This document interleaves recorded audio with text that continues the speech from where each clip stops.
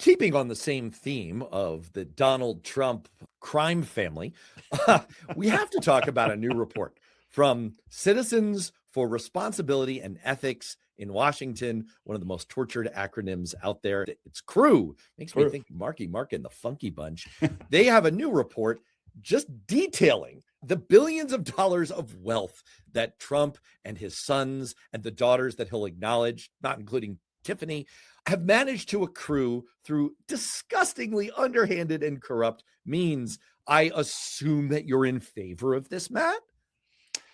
Wow, there's so many problems here. Let's start with this one. Yeah, First of all, you're going to limit yourself to one? To just one. I have a time limit. So we spent last year before that pounding on the table. Look at Hunter Biden. He's selling access to the White House. Now we're just doing it in plain sight.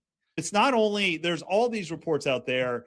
A New York Times editorial board went in and looked at how much money Donald Trump and his organizations have made just since he's assumed the presidency.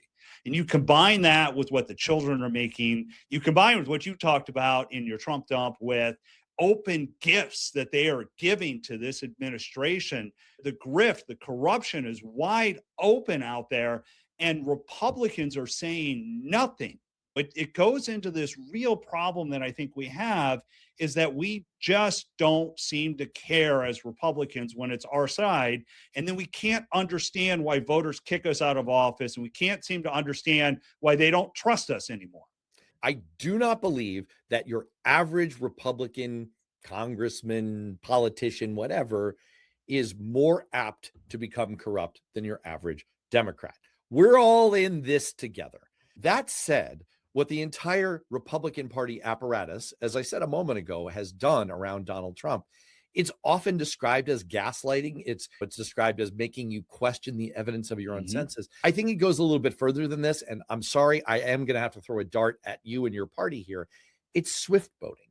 It's attacking the opposition for that of which you yourself are guilty. And so the entire purpose of the Hunter Biden attack was to inoculate Trump by getting there first on, oh, you're corrupt. You're running a corrupt crime family.